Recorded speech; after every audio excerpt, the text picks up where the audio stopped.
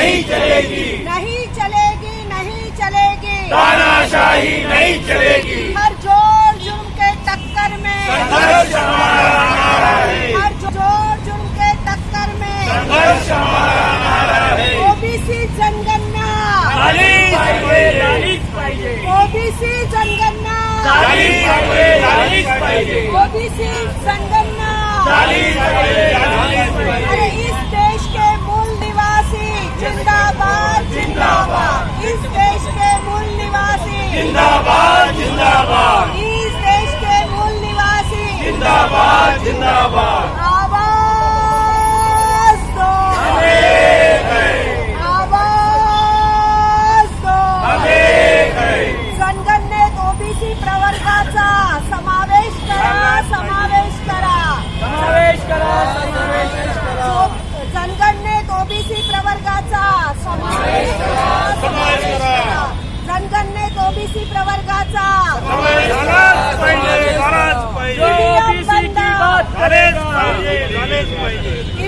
EVM बंद, कामगार कायदे रद्द, अरे नवीन 4 कामगार कायदे रद्द।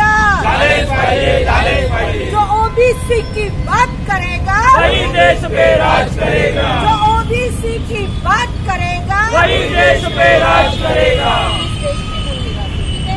SC ST SBC OBC, Bharat के मूल निवासी, ST SC SBC OBC, Bharat के मूल निवासी, SC ST SBC OBC, Bharat के मूल निवासी। ईवीएम हटाओ, देश बचाओ, ईवीएम हटाओ, देश बचाओ, ईवीएम हटाओ, देश बचाओ। तानाशाही नहीं चलेगी, नहीं चलेगी, हुकुमशाही नहीं चलेगी, नहीं चलेगी, भांडवलशाही नहीं चलेगी, नहीं चलेगी, गड़बशाही नहीं चलेगी। जात न्याय जनगणना करनी होगी, करनी होगी, करनी होगी। ओबीसी की जात न्याय जनगणना करनी होगी, करनी होगी, करनी होगी। एब्स्टीन फाइल पे जवाब देना होगा, देना होगा, एब्स्टीन फाइल पे जवाब देना होगा, देना होगा, एब्स्टीन फाइल पे जवाब देना होगा, देना होगा। आज सुना लागू करो, लागू करो, लागू करो, ईवीएम बंद करो, बंद करो, बंद करो, धोखेबाज ईवीएम बंद करो, बंद करो, बंद करो, राष्ट्रद्रोही ईवीएम बंद करो, बंद करो, बंद करो, कामगारों के 4 काले कानून बंद करो, बंद करो, बंद करो, कामगारों के 4 काले कानून बंद करो, बंद करो, बंद करो, ईवीएम बंद करो, बंद करो, बंद करो, पूंजीवादियों होश में आओ, होश में आओ, होश में आओ, गुंडसेवादियों होश में आओ, होश में आओ, होश में आओ, आम जनता को मत सताओ। मत सताओ, मत सताओ, डॉक्टर बाबा साहब अम्बेडकर अमर रहे, अमर रहे, अमर रहे, महात्मा ज्योतिबा फुले अमर रहे, अमर रहे, अमर रहे, मातोश्री रमाबाई अमर रहे, अमर रहे, अमर रहे, माता सावित्रीबाई फुले अमर रहे। अमर रहे, अमर रहे। आवाज दो, हम एक हैं, आवाज दो, हम एक हैं, नहीं चलेगी, नहीं चलेगी, तानाशाही नहीं चलेगी। नहीं चलेगी, नहीं चलेगी। तानाशाही नहीं चलेगी। प्राध्यापक साहेब स्वतः प्राध्यापक होतात, यूजीसी जे कानून लागू झालं त्याचा विरोध करण्यात येत आहे, काय सांगाल? यूजीसीने 2026ला जो असा समानता येण्यासाठी जो कायदा बनवला, त्या कायद्याला मनुवादी सरकारच्या काही संघटनांनी, जशी करणी संघटना आहे जी राजस्थानमध्ये काम करते, अशा काही संघटनांनी पूर्ण भारतभर एक आंदोलन केलं आणि त्या आंदोलनाचा परिणाम असा झाला की काही मनुवादी संघटना सुप्रीम कोर्टामध्ये गेल्या आणि सुप्रीम कोर्टाने त्याच्यावर स्टे दिला। याच्यामुळे काय झालं की जे SC ST OBCला जे समानता मिळणार होती, जे शिक्षण मिळणार होतं, त्याच्यापासून वंचित ठेवण्याचा डाव हा मनुवादी सरकारने BJP सरकारने केलेला असा आमचा आरोप आहे। म्हणून आमची विनंती अशी आहे सुप्रीम कोर्टाला, सरन्यायाधीश साहेबांना, की त्यांनी जे त्याच्यावर स्टे दिलेला, जे स्थगिती दिलेली आहे ती स्थगिती त्वरित उठवावं आणि SC ST OBC या लोकांना एक सन्मानपूर्वक न्याय देण्याची प्रक्रिया त्यांनी सुरू करावी असं आमचं म्हणणं आहे। यानंतर नागपूर विद्यापीठ नागपूर विद्यापीठामध्ये सुद्धा समानतेची जी गोष्ट करतात, तर मी आदिवासी समाजावर जो अन्याय अत्याचार झालेला आहे तिथे कुठल्याही प्रकारचं आम्हाला आदिवासी समाजाला का SC/ST समाजाला कुठल्या प्रकारचा आम्हाला न्याय दिलेला नाही. मग जर ते समानतेची गोष्ट करतात तर मग SC/STला का समानता देत नाही, का ते आमचा विरोध करतात, हा आमचा मूळ प्रश्न आहे. आपण कॉम्रेड आहात, कामगारविषयी जे कानून बनलेले आहेत काय सांगाल? बघा, कामगार विषयक जे कायदे बनलेले आहेत भारतीय संविधानामध्ये डॉक्टर बाबासाहेब आंबेडकरांनी अधिक सर्व समाजाच्या लोकांना, सर्व वर्गाच्या लोकांना जे कामगार वर्गामध्ये मोडतात त्यांना अधिकार मिळायला हवे, ते 29 जे कामगार कायदे आहेत त्याला संपुष्टामध्ये आणून नरेंद्र मोदी सरकारने नवीन 4 कामगार कायदे आणण्याचा जे प्रयत्न त्यांच्या चालू आहे. हे कामगार कायदे जे आहेत ते कामगार कायदे अडाणी अंबानी सारख्या मोठ्या उद्योगपत्यांना फायदा देणारे कायदे आहेत. तुम्हाला माहीत असेल का, 1 मे आम्ही कामगार दिवस आम्ही साजरा करतो. 1 मे कामगार दिवस का साजरा करतो की आधी कामगारांना 16 तास काम करावं लागत होतं आणि शिकागोमध्ये जे मोठं आंदोलन झालं आणि त्यामध्ये जगामध्ये एक मोठी चळवळ उभी झाली आणि ती चळवळ उभी झाली आणि त्यामध्ये जो 8 तास आराम, 8 तास काम, 8 तास करमणूक हा कायदा जो जगामध्ये लागू झाला आणि त्या कायद्याचा आधार घेऊन डॉक्टर बाबासाहेब आंबेडकरांनी भारतीय संविधानामध्ये 29 कलमा त्यामध्ये मांडल्या. आज मोदी सरकार काय करत आहे, 4 नवीन कामगार संहिता अंतर्गत 12 तास काम करा आणि 12 तास काम केल्यानंतर तुम्हाला ओव्हरटाईम जो मिळेल तो डबल मिळेल. म्हणजे लोकांना वाटते बा आम्हाला डबल मिळणार आहे, पण 12 तास काम केल्यानंतर तुमच्यामध्ये श्रमशक्ती राहणार का? श्रमशक्ती राहूच शकत नाही. त्यामुळे जे तुम्ही जे जीवन जगत आहात ते जीवन जगण्याची जे तुमची जी प्रक्रिया आहे ही कमजोर पडेल. आणि पगाराचा अगर विषय केला तर आम्ही आधीपासून म्हणत आहोत की जे काही कंत्राटी तत्वावर काम करणारे कर्मचारी आहेत, जे काही योजना कर्मचारी आहेत, या सर्व कामगारांपासून तुम्ही सर्व काम काढून घेता. परंतु काम काढून घेतल्यानंतर त्यांना तुम्ही फक्त मानधनाच्या रूपामध्ये देता.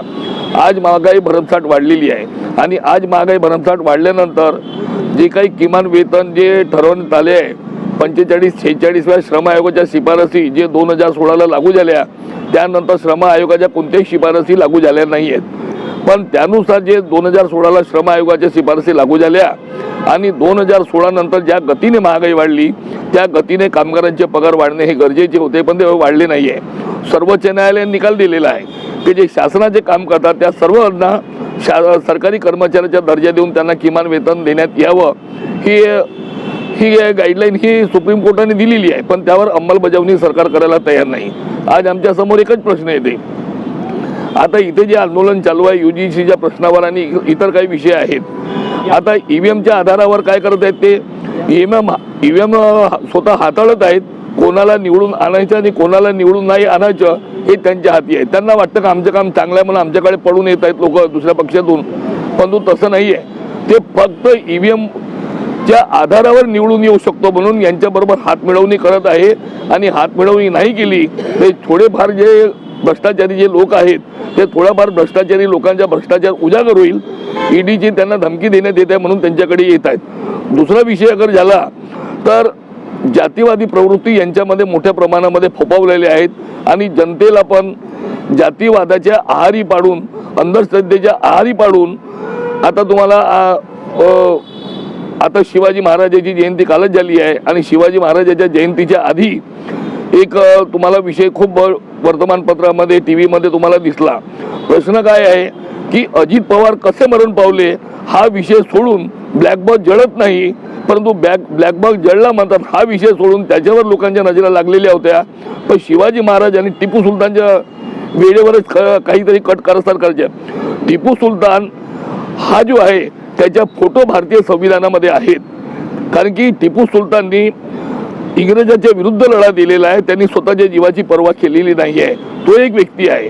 दुसरीकडे शिवाजी महाराज आहे सर्व जाती धर्माच्या लोकांना एकत्रित करून एक स्वराज्य स्थापन करावं ही प्रेरणा त्यांनी दिली आणि त्याकरता ते लढलेले आहेत आणि त्यामुळे ते आपल्या जागी आहेत. परंतु त्यांच्या दोघांच्या विचाराला हा मोठा की तो मोठा ह्याच चर्चा फक्त चालू आहेत आणि त्यामुळे असे याच्यामध्ये जे कामगारांचे जे लढे आहेत ते कामगारांचे लढे कोणत्या ना कोणत्या प्रकारे हे दाबण्याचे ही सरकार प्रयत्न करत आहे. मला सांगा 12 फरवरीला हो जी, एवढं आंदोलन झालं, भारत बंद झाला कामगाराच्या विषयावर, हो. तो कुठपर्यंत अजून काही दिसून नाही राहिलं, पडताळ आले नाही का, असं काय झालं?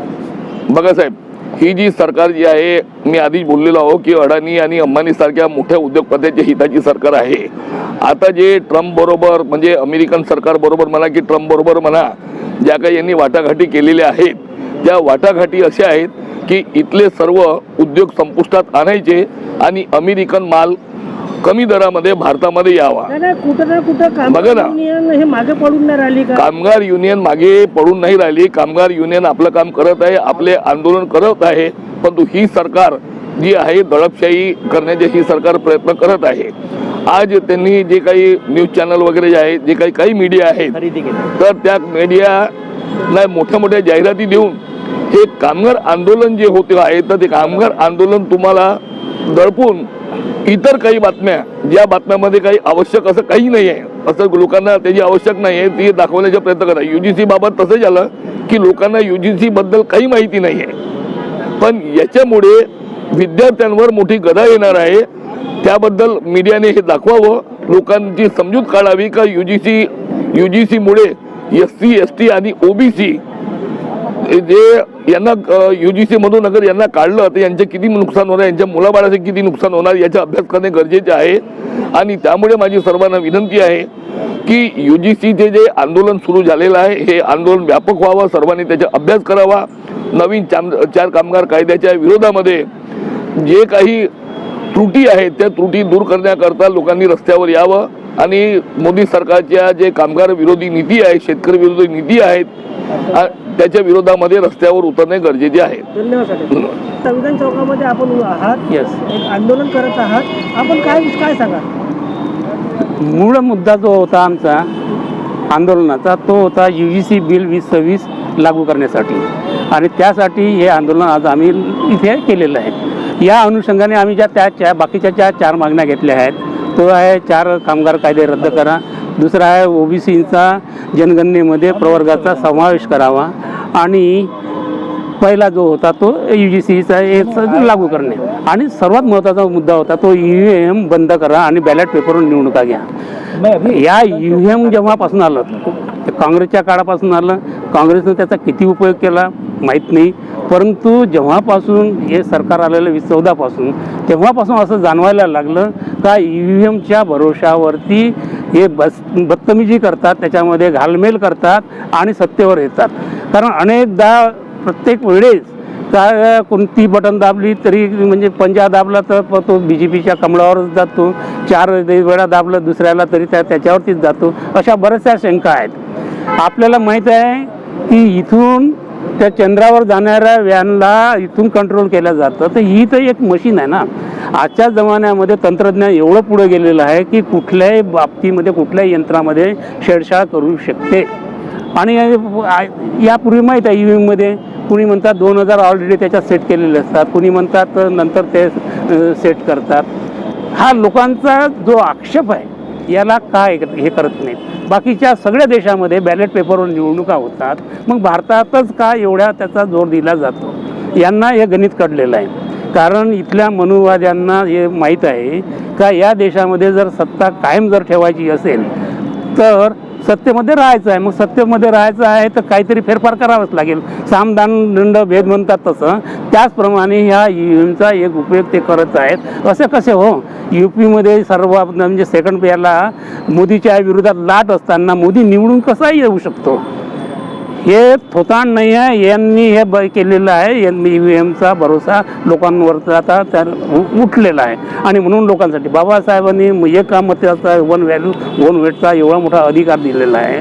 मग जेव्हा आम्हाला असं वाटतं का माझा मताधिकार हा बरोबर होत नाही, तेव्हा मग तो संविधानिक आहे ना, तो संविधानिक अधिकार आम्हाला मिळाला पाहिजे. मग संविधानिक अधिकार जर आम्हाला पाहिजे असेल तर EVM बंद झालं पाहिजे. गाडे साहेब, मला एक सांगा, पूर्ण भारतातल्या कानाकोपऱ्यातल्या तालुका लेवलवरचे लोक EVMचा विरोध करून राहिले मागील काही वर्षापासून. बंद करा प्रत्येक संघटना आली, बंद का नाही होत? जनता एक आपल्यासोबत EVMच्या विरोध. याच्यामध्ये सर्वात जास्त तर मी म्हणतो राजकीय पक्ष जे आहेत हे गोंधळलेले आहेत. राजकीय पक्षांची जी म्हणजे पाहिजे होती, त्यांना समजायला पाहिजे होतं की हा घोड जो आहे ईव्हीएमचा घोड आहे, आता तो SIR आला, तो आहेच आहे. SIR मध्ये म्हणजे तुमचे काही लोकांचे मतं त्यातून गहाळ करणे हा तर एक प्रकार आहेत, परंतु काही लोकांना असं वाटतं की नाही, आपल्या 5,000 रुपये किंवा 1,500 2,000 रुपये लाडक्या बहिणीला दिले म्हणून लाडक्या बहिणीनं मतं दिलेत,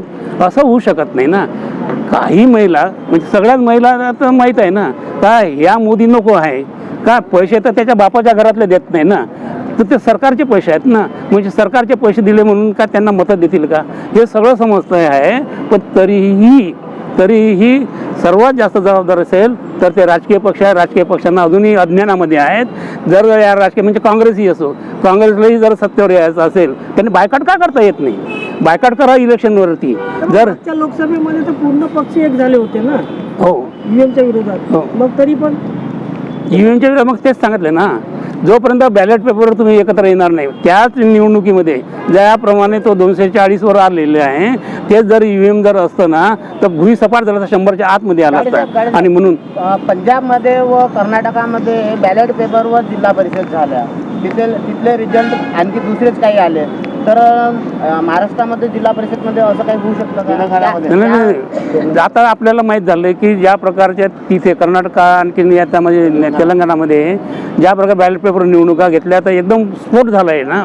म्हणजे बॅलेट पेपरवर निवडणुका घेतल्या तर लोकांचा खरा मताधिकार काय तो दिसून येतो.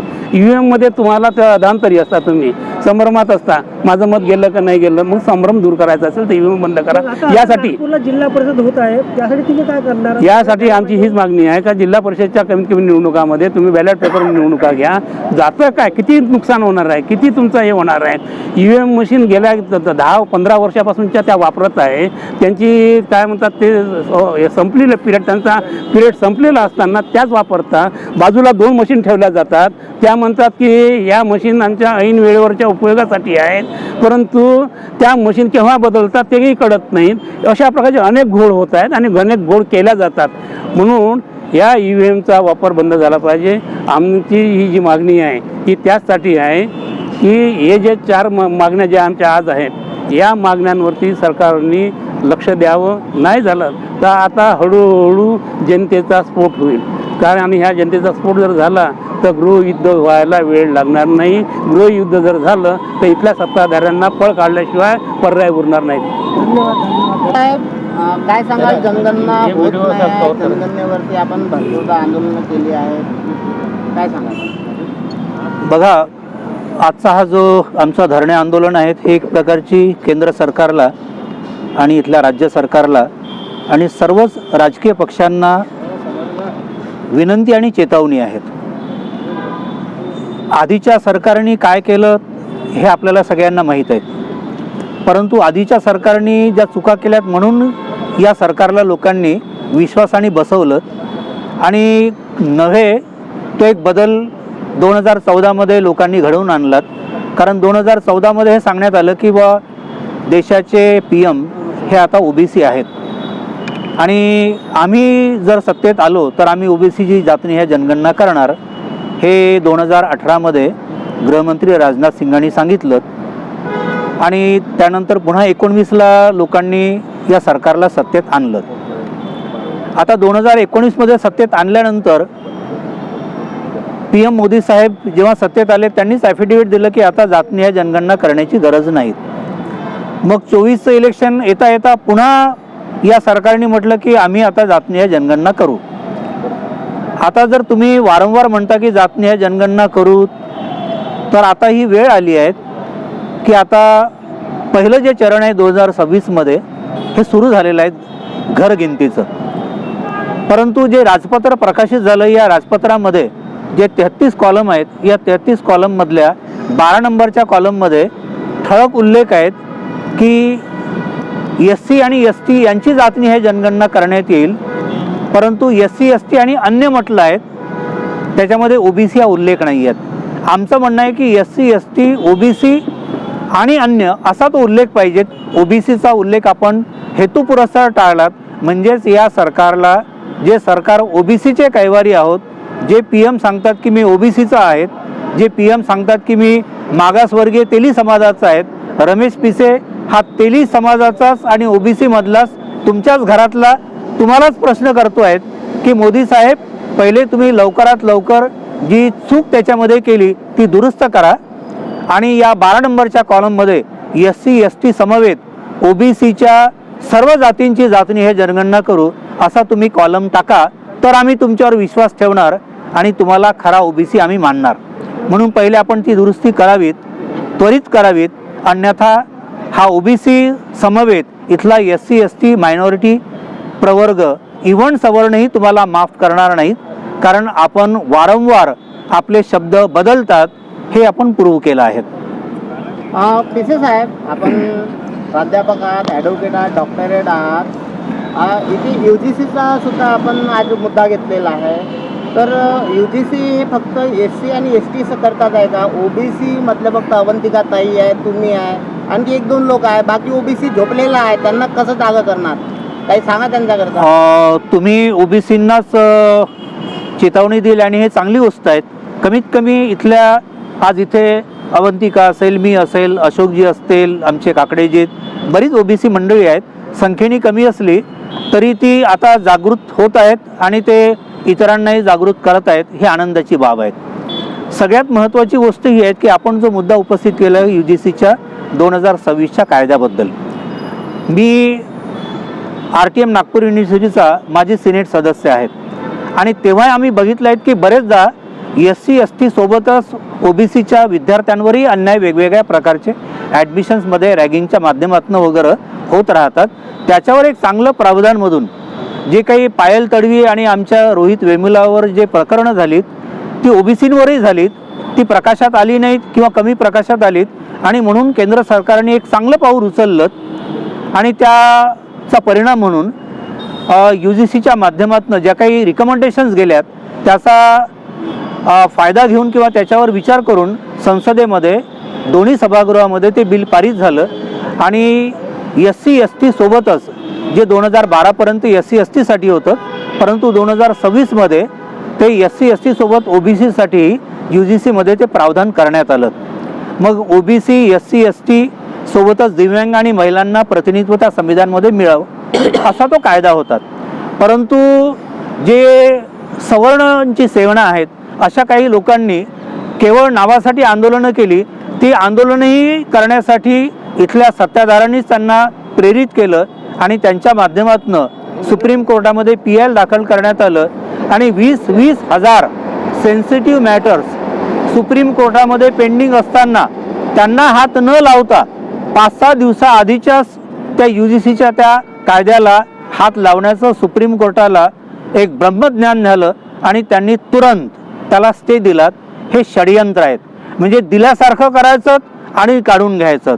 आता इथे लेकुरवाळे ताई असेल, मी असेल, अशोक काकडे जे असतील, या ओबीसींच्या प्रतिनिधीमार्फत SC STचे प्रतिनिधी तुम्हाला विनंती नाहीत, चेतावणी देत आहेत की जर या 19 मार्चला जर याची सुनावणी आहे तर तुरंत ती सुनावणी निकाली काढण्यात यावी आणि SC ST सभेत ओबीसींना जो काही दिलेला घटनात्मक अधिकार आहेत त्याची तुरंत अंमलबजावणी करण्यात यावी आणि जे काही नावापुरते ज्या पद्धतीने मंडल आयोगाच्या वेळेस जे आंदोलन ओबीसींच्या माध्यमातून करण्यात आलं होतं तसंच आता आंदोलन या सवर्णांच्या माध्यमातून करण्यात येणारं जे षडयंत्र आहेत त्याच्या मागे कोण आहे आपल्याला सगळ्यांना लक्षात येत आहेत, परंतु ते षडयंत्र यशस्वी होऊ नयेत म्हणून हे संविधान चौकामध्ये नागपूरमधलं आंदोलन आहेत. या नागपूरमधल्या आंदोलनाच्या माध्यमातून आम्ही 5 मार्चपासनं जे संसदेचं आता जे सत्र सुरू होत आहेत त्याच्यामध्येही आम्ही वेगवेगळ्या OBC SC ST मायनॉरिटीच्या संघटनांच्या माध्यमातून जंतर मंतर इथेही आम्ही धावा बोलणार आहोत आणि मग हे UGCचं 2026चं बिल लागू करणं असेल, OBCचे जातनिहाय जनगणनांचा मुद्दा त्याच्यामध्ये इन्क्लूड करणं असेल, चुकीचे जे 4 मजूर कायदे आहेत किंवा शेतकरी विरोधी कायदे आहेत, कामगार विरोधी कायदे आहेत ते पारित करणं जे धोरण सरकारने केलं आहे त्याचा निषेध असेल, महापुरुषांचा अवमान करणारे जे काही कारनामे आहेत त्याचाही विरोध असेल आणि सगळ्यात महत्त्वाचं म्हणजे आम्ही सत्तेत येण्यासाठी काही करू हे EVMच्या माध्यमातून जे सध्याचं वर्तमान सरकार करतायत तर या EVMचा विरोध या 4-5 गोष्टींच्या विरोधात आम्ही आता इथनं संविधान चौकातनं पुढचा आमचा जो नारा राहील तो जंतर मंतर दिल्ली येथे राहील.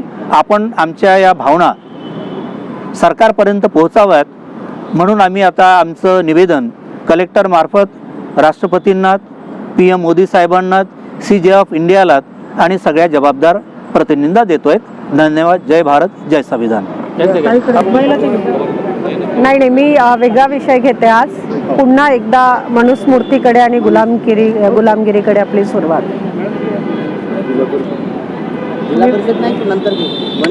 राजकारण सोडून द्या. समाजकारणाच्या मंचावर समाजकारणच बोलायचं.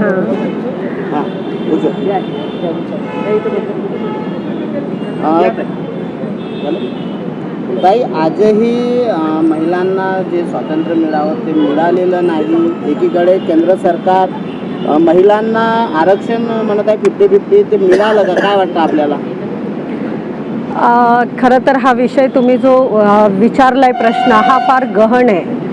आज सकल एकता मंचाच्या माध्यमातून OBCच्या हक्कासाठी, त्यांच्या जनगणनेसाठी, UGC कायद्यासाठी आणि अनेक विषयावर EVM हटाव या अशा अनेक विषयाला धरून आज इथे आंदोलन करण्यात आलेलं आहे. आपण जो प्रश्न विचारला महिलांच्या प्रतिनिधित्वाचा, त्याला पहिल्यांदा आपल्याला समजून घ्यावं लागेल की आपण ज्या देशामध्ये राहतोय, लोकशाही देशामध्ये किंवा संविधानावर आधारित लोकशाहीच्या देशामध्ये आपण राहतोय, परंतु सध्याची जी परिस्थिती आपण बघतोय, लोकशाहीचे चारही स्तंभ आजच्या परिस्थितीमध्ये हुकुमशाहीच्या दिशेने वाटचाल करताना आपल्याला दिसतोय. आणि पुन्हा एकदा नव्याने मनुस्मृतीद्वारा चालविण्यात येणारा भारतवर्ष निर्माण करण्याचा प्रयत्न इथे सुरू आहे. ही वाटचाल लोकशाहीची नसून हुकुमशाहीची आहे असं मला वाटतंय. कालच झालेला शिवाजी महाराजाच्या जयंतीचा कार्यक्रम जर आपण बघितलात तर आपल्याला लक्षात येईल की शिवाजी महाराजांना देखील धर्मगुरू करण्याकडे वाटचाल सुरू झालेली आहे. म्हणजे ज्या शिवाजी महाराजांना माणूस म्हणून ज्यांनी स्वतःचं कर्तृत्व सिद्ध केलं आणि महामानव झाले, आज त्यांच्या आरत्या व्हायला लागलेल्या आहेत. त्यांना विशिष्ट धर्माचे राजे म्हणून त्यांना संबोधित, रयतेच्या राजेच्या ऐवजी विशिष्ट धर्माचे राजे म्हणून त्यांना संबोधित करण्याकडे कल आहे. म्हणजे एक सायलेंट पॉयझन या देशातील युवांना आणि या देशातील बहुजनांना दिला जात आहे, ते म्हणजे धर्माचं पॉयझन दिला जात आहे. आणि या धर्माच्या पॉयझनच्या आधारे सर्व जे सामाजिक प्रश्न आहेत, आज जे प्रश्न आहेत त्या प्रश्नाला बगल देण्याचा प्रयत्न होतोय. आज महिलांच्या बाबतीत जर घेतलं तर एकीकडे शिवाजी राजांची जयंती साजरी करत असताना आपण बघतोय की शत्रूच्या महिलेकडे देखील बहिणीच्या आणि सन्मानाच्या नजरेने पाहणारे शिवाजी महाराज. पण आज या देशामध्ये महिला सुरक्षित नाहीत. भाजपाचे किंवा सत्तेवर असलेल्या पक्षांचे जे पुढारी आहेत त्यांच्याकडून महिलांवर अन्याय होत आहे, परंतु कारवाई होत नाही. आज खेळाडू सुरक्षित नाही. एप्स्टीन फाईल सारखे जागतिक लेवलचे जे प्रश्न आहेत, जे मणिपूरमध्ये महिलांवर झालेला अत्याचार, त्यांना ज्या पद्धतीने महिलांना मणिपूरमध्ये त्यांची अवहेलना करण्यात आलेली आहे, एप्स्टीन फाईलच्या माध्यमातून तेच सुरू आहे. आणि आज अशा परिस्थितीतही की शासनामध्ये असलेल्या मंत्र्यांचं जेव्हा एप्स्टीन फाईलमध्ये नाव येते आहे, त्यांनी अत्याचार केला की नाही, त्यांनी शोषण केलं की नाही हा प्रश्न नंतरचे आहे, परंतु अशा प्रकारे शिक्षा सुनावल्या जाणाऱ्या व्यक्तींसोबत त्यांचे घनिष्ठ संबंध आहेत, तर ते या देशाच्या शासनामध्ये राहून महिलांचे संरक्षण कसे करू शकतील हा ज्वलंत प्रश्न आहे. आणि अशा वेळी एकीकडे शिक्षणाला म्हणजे UGC जर घेतलं तुम्ही तर रिलेटेड विथ एज्युकेशन, म्हणजे एकीकडे शिक्षण मोडकळीस आणण्याचा प्रयत्न झालेला आहे. शेतकऱ्यांचा करार म्हणजे या देशाच्या अर्थव्यवस्थेचा कणा हा शेती आहे आणि शेतकऱ्यांची अर्थव्यवस्था मोडून टाकण्यासाठी जो करार करण्यात आलेला आहे, ज्याच्यामध्ये भारताची बजेट संपूर्ण एका वर्षाचं भारताचं बजेट हे 50 लाख कोटीचे आहे आणि संपूर्ण भारताचं बजेट आणि तेवढीच खरेदी आपण अमेरिकेकडनं 5 वर्षात करणार आहोत. म्हणजे एकीकडे आपण कर्जाच्या डोंगराखाली आहोत आणि अशा वेळी पुन्हा एकदा शेतकऱ्यांचा कणा मोडून काढण्याचा प्रयत्न, शेतकऱ्याचं MSP म्हणजे पुढल्या याच्यामध्ये त्यांना जे MSP मिळणार आहे ते पण मिळणार नाही. शेतकरी डबघाईस येतील, इथले युवा डबघाईस आलेले आहेत. मग तुम्ही UPSC एक्झाम म्हणा, MPSC एक्झाम म्हणा, सगळीकडे भ्रष्टाचार केलेला आहे. आणि याच्याही वर काय तर आज कायदे मंडळावर लोकांचा विषय नाही आहे, म्हणजे विश्वास नाही आहे, पण न्याय व्यवस्थेवर देखील लोकांचा विश्वास नाही आहे. अशी एकंदरीत परिस्थिती निर्माण झालेली आहे. म्हणजे हळूहळू या देशामध्ये एज्युकेशन मोलकळीस आणणं, अर्थव्यवस्था मोलकळीस आणणं, सर्व्हिस लाईन ज्याला म्हणतो नोकरीपेशा मोलकळीस आणणं, न्यायव्यवस्था मोलकळीस आणणं, हे सगळं केल्यानंतर EVMच्या माध्यमातून जे राजकीय सत्ता आहे ती कायम स्वतःकडे ठेवणं, ही सगळी जर आपण पद्धत बघितली तर पुन्हा एकदा गुलामगिरीकडे वाटचाल आहे असं मला आवर्जून सांगावंसं वाटतं. अवंतिकाताई, आपण नागपूरसह पूर्ण महाराष्ट्रामध्ये असं बघितलं आहे की इथे OBC जे आहेत ते पक्षाचे आहेत. भाजपाचे OBC खुश आहेत, काँग्रेसचे OBC नाराज आहे, अन्य दलांचे OBC येतच नाही, त्यांना काही घेणं देणं नाही. अशा वेळेस आपण काय सांगाल? नाही, आपण जे म्हणताय की भाजपाचे OBC खुश आहे असं अजिबात नाही आहे. ऑफ द रेकॉर्ड आणि ऑन द रेकॉर्ड या दोन्ही गोष्टी वेगवेगळ्या असतात. तुम्ही जर एखाद्या भाजपाच्या OBC व्यक्तीशी म्हणजे ज्याला माणुसकी आहे, मी काय शब्द वापरलेला आहे, माणुसकी, ह्युमॅनिटी ज्याला आहे आणि ज्याला कळतं अशा व्यक्तीशी जर तुम्ही एकांतात संवाद साधला तर तुम्हाला नक्कीच लक्षात येईल की ते पण खुश नाही आहेत. परंतु सध्या जी दडपशाहीची व्यवस्था आहे त्याच्यामुळे पोटावर मारायची व्यवस्था आहे, मुस्कटदाबी करायची व्यवस्था आहे. तुम्ही बोललात का तर मग तुम्हाला त्रास देणं, मग घरच्यांना त्रास देणं. आज लोयांसारखे प्रकरण उघडकीस येऊ शकले नाही, आज अजित पवारांच्या घरचे लोक बोलू शकत नाही. म्हणजे काय परिस्थिती काय निर्माण केली जाते आणि ती कशी निर्माण केली जाते हे आपल्या सगळ्यांना माहिती आहे. कारण हजारो वर्ष ज्या 3% लोकांनी या देशाच्या सर्व व्यवस्थांवर राज्य केलं तर तीच प्रक्रिया इथे सुरू आहे. आणि म्हणून शेवटी प्रत्येक व्यक्ती ज्याला स्वतःची आणि स्वतःच्या कुटुंबाची भीती आहे त्या दहशतीत तो आहे आणि म्हणून बोलू शकत नाही. अदरवाईज भाजपाचे बावनकुळे साहेबही ज्यावेळी तिकीट नाही मिळाली त्यावेळी कदाचित तिथे राहिले नसते भाजप पक्षामध्ये. पण ते OBCचं जरी नेतृत्व असलं तरी कुठेतरी दडपशाहीच्या खाली आहे आणि म्हणून ही सगळी परिस्थिती आहे, हे आपल्याला समजून घ्यावं लागेल. मी रेखा काटोले, नागपूर जिल्हा राष्ट्रीय संघ, नागपूर जिल्ह्याची मी कार्याध्यक्ष आहे. आज जे आंदोलन आहे ST SC OBC याचं वर्गीकरण आणि जे आता सगळ्याच पक्षामध्ये ज्या पक्षांना त्रास होत आहे, EVMचा त्रास होत आहे, सगळ्याच गोष्टीचा त्रास होत आहे, त्याबद्दल मला बोलायचं आहे. आणि सगळ्यात महत्त्वाचं मला EVMबद्दल बोलायचं आहे. आता नुकतीच मी निवडणूक लढवलेली आहे प्रभाग 32मध्ये. तर त्यांचंच रेकॉर्डिंग ते जे अनाउन्समेंट करतात EVMची जे रेकॉर्डिंग आहे त्याचा प्रूफ माझ्याकडे आहे. मी इलेक्शन आता लढली आहे महानगरपालिकेचं, तर त्यांनी मला सांगितलं की तू 6000 वोटांनी पुढे आहे आणि त्यानंतर त्यांनी डायरेक्ट BJP निवडली असं अनाउन्समेंट केलं आहे. बरं ठीक आहे, तुमची गलती झाली असेल हे मी मान्य करते, पण मी 6000ला हे असताना BJP बाकीचे पक्ष जर हजार वोटांनी फक्त मी 6000 असताना ते 1000वर आहे, तर एवढा फरक पडतो कसा हे मला सांगायचं आहे. आणि मी जेव्हा उमेदवार होती म्हणजे इतकी हुकुमशाही चालली आहे की मी उमेदवार असताना सुद्धा त्यांनी मला आत येऊ दिलं नाही. म्हणजे आज इतकी वाईट परिस्थिती आपल्यावर आलेली आहे. आणि त्यांनी काय सांगितलं, मग हे गलतीने झालं. अरे एवढा मोठा आकडा तुम्ही गलतीने कसं काय करू शकतो? तुम्ही एक एवढे रिस्पेक्टिव्ह लोक आहे, इतके जबाबदारीवाले लोक आहे, इतकी काउंटिंग होते, इतके लोक बघून राहिले. डायरेक्ट म्हणजे न्यूजवर सुद्धा आलं होतं की रेखा काटोले जिंकली आहे. मला लोकांचे फोन येऊन राहिले होते.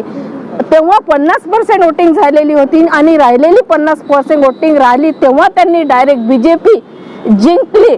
असं त्यांनी जाहीर केलं. आणि सगळ्यात महत्त्वाचं म्हणजे त्यांचा स्वतःचा सर्वे होता की ही रेखा काटोलीची सीट निघत आहे. मग तुम्ही इतकं म्हणजे आतापर्यंत आपण फक्त ऐकत होतो की EVM मध्ये घोटाळा होते किंवा 100 किलोमीटरवर काहीतरी ते कॅच करतात. तर आता त्यांच्याच लोकांना आता मी माझे जे लोक त्यानंतर 2-3 दिवसानंतर असे पाठवत आहे, जसा मंदिराचा गोडका राहतो, योगाचा गोडका राहतो आणि आपलं हे इतर ठिकाणी जे संध्याकाळी वगैरे लोक बसतात त्यांचीच अशी चर्चा चालू आहे की बा आम्ही तर काटोले मॅडमला वोट केलं, मग हे वोट BJPला गेलं कसं. आणि सगळ्यात महत्त्वाचं म्हणजे प्रचार करताना ह्या ज्या दोन्ही लेडीज होत्या, ह्या ज्या राजकारणात नव्हत्या, ह्या कार्यरत नव्हत्या. आज मी 25 वर्ष झाले समाजाचं काम करते, राजकारणाचं काम करते आणि अशा परिस्थितीमध्ये सगळ्यांनी ठरवलं होतं की बा नाही, एक ही कामाची व्यक्ती आहे, कामाची महिला आहे, त्यामुळे आपण या महिलेलाच निवडून दिलं पाहिजे. म्हणजे आणि सगळ्या या इलेक्शनमध्ये पक्षापेक्षा व्यक्ती बघितल्या जाते. ही कामाची व्यक्ती आहे, चांगली व्यक्ती आहे, सर्वांचा आदर करते, मोठे मोठे कार्यक्रम राबवते, महिलांचं सक्षमीकरण करते, महिलांना रोजगार देते, बचत गट चालवते, मुलांवर काम करत आहे. हे जे मुलं जे व्यसनापायी जे भरभटलेले आहे याच्यावर काम करत आहे. तर यामुळे सर्वच पक्षातील जे कार्यकर्ते आहेत त्यांनी ठरवलं होतं नाही, आपण यावेळेस काटोले ताईला निवडून द्यायचं. हे म्हणजे मी स्वतः म्हणत नाही, मला सगळे प्रभाग 32 म्हणते. माझा एक प्रश्न असा आहे, आज आपण स्वतः उमेदवारी होता, हारला म्हणून EVM वर बोलत आहे की याच्या अगोदर कधी कधी कुठे कुठे आपण EVM विरोधात बोललात? भाऊ, मला असं सांगायचं, मी आज 20 वर्ष झाले आहे, तर मी अशी खूप आंदोलन केलेल्या EVM वर, त्याचा प्रूफ सुद्धा आहे माझ्याकडे. त्याचा प्रूफ सुद्धा आहे. प्रत्येक वेळेस आंदोलन केलं त्याचा प्रूफ आहे, पेपरमध्ये फोटो आले त्याचा प्रूफ आहे, पेपरमध्ये नाव आलं त्याचा फोटो आहे. आता माझ्याकडे मी सांगेल तर माझ्याकडे एवढा गट्टा आहे आंदोलन केल्याचा. मी आज फक्त EVM वर बोलत नाही, मी जेव्हा जेव्हा EVM वर आंदोलन होते तेव्हा तेव्हा त्या कार्यक्रमाला हजर राहिलेली आहे. संविधान चौकामध्ये धरणे आंदोलन आहे, सकल OBC मोर्चा, 4 विषयावर आपण सर्वांनी बोललेलं आहे. मानव, आपण कोणत्या विषयावर काय बोलणार? मी सुजाता लोखंडे, मी लेखिका आहे, साहित्यिक आहे आणि आजूबाजूचं जे काही या समाजामध्ये, या देशात आणि या शहरामध्ये जे काही एक दूषित वातावरण किंवा ज्या समस्या आहेत, राजकीय असो सामाजिक असो, यावर सतत एक चिंतन मनन करून मी लेखन करत असते. सरकारला UGC ॲक्ट करावा लागला, याचा अर्थ देशामध्ये जातीयता आहे, ही संपलेली नाही. आपली मुलं IIT IIM पर्यंत पोहोचत नाही आणि जे काही थोडी अतिशय कष्टाने पोचतात तर त्या लोकांवर एक जातीयतेच्या नावाखाली त्यांचा आत्मविश्वासाचं खच्चीकरण केलं जातं आणि ते जायला पाहत नाही. माझा नातू आहे, त्याला म्हटलं IITला जा, JEE दे, तो म्हणाला नाही, तिथे फार वाईट वातावरण आहे, मी तिथे जात नाही, मी अगदी स्टेट लेवलचं करील आणि मी तिथून मी इंजिनिअरिंगला प्रवेश मिळवेल. तर ही एक या पिढीमध्ये कशाला असायला पाहिजे ही जातीयतेची भीती. देश स्वतंत्र होऊन 500 वर्ष झाले, धर्मांतराच्या आंदोलनाला 70 वर्ष झाले, तरी पण हे जातीयता किंवा हे जातवास्तव आहे सगळ्याच, SC ST OBC जिथे कुठे मागासलेला दिसला तिथे हे जातवास्तव आपलं पुढे येत असतं आणि त्याचं खच्चीकरण करायला बाकीचे लोक टपलेलेच असतात. तर हे एक देशाचं म्हणजे इथे सर्व धर्म समभाव असताना, जे देश पुढारलेला असताना, आता AI पुढे जाताना हे सगळं का व्हावं, हे फार एक वाईट वातावरण आहे. आजच्या पिढीसाठी सुद्धा हे नाही आहे. प्रश्न राहिला EVMचा. EVMला विरोध होतो आहे आणि सगळीकडे अगदी प्रूव्ह केलेलं आहे, सगळ्यांनी प्रूव्ह केलेलं आहे. पण हे शासन एक मगरमट्ट शासन म्हणावं की गेंड्याची कातडी पाखडून आहे. त्यांना माहिती आहे आपण कुठल्या भरोशावर येतो. अनेक पुरावे येतात आहे. आता त्याची मी वाच्यता करू शकत नाही कारण माझी मुलगी बँकेत आहे, तिच्यासमोर सुद्धा असं एक उदाहरण एका व्यक्तीने सांगितलेलं आहे.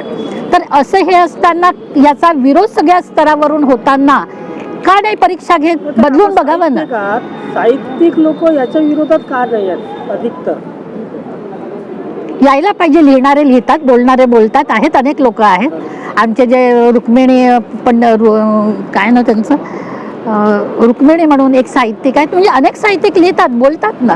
आता श्रीपाद भालचंद्र जोशी आहेत, ते बोलत असतात याच्यावर. अनेक आपल्या वैचारिक लेखनातून ते व्यक्त होत असतात. शांत बसलेले म्हणता येत नाही किंवा पूर्णपणे जागरूक असतं म्हणता येत नाही.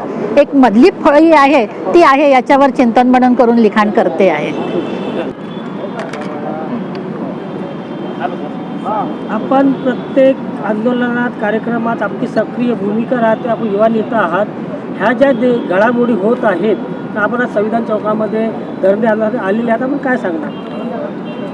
आज सकल ओबीसी संघटनांच्या माध्यमातून UGC या मुद्द्यावरती हे इथे आंदोलन पुकारण्यात आलेलं होतं.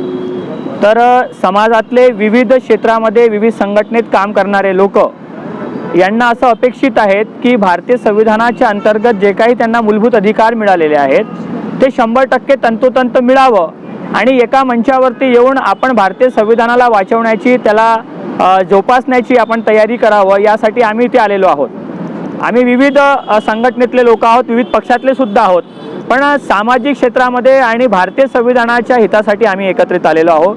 या कार्यक्रमाच्या अनुषंगाने आम्ही तुम्हाला सांगू इच्छितोय की आम्ही येत्या 22 फरवरीला भारतीय संविधान अंतर्गत जे काही मूलभूत अधिकार आहेत त्यांना जोपासण्याकरिता, वाचवण्याकरिता OBCची जातवार जनगणना झाली पाहिजे, इलेक्ट्रॉनिक वोटिंग मशीन हे हद्दपार झाल्या पाहिजे, अशा अनेक सामाजिक समस्याला घेऊन आम्ही 22 तारखेला इंदोरा मैदानातून RSSच्या हेडक्वार्टरवरती महामोर्चा लाखो लोकांचा, संपूर्ण भारतातल्या लोकांचा काढतोय.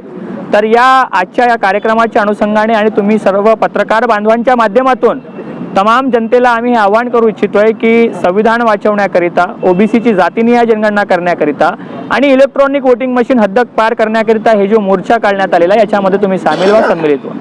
म्हणजे 22 तारखेचे जे तुमचा मोर्चा निघणार आहे ते फिक्स आहे की आमचा कार्यक्रम तर फिक्सच असते ना. आम्ही तर 6 ऑक्टोबर अगर तुम्हाला अडथळा टाकलं, कुठल्याही कारणाने स्थगिती आली तर काय?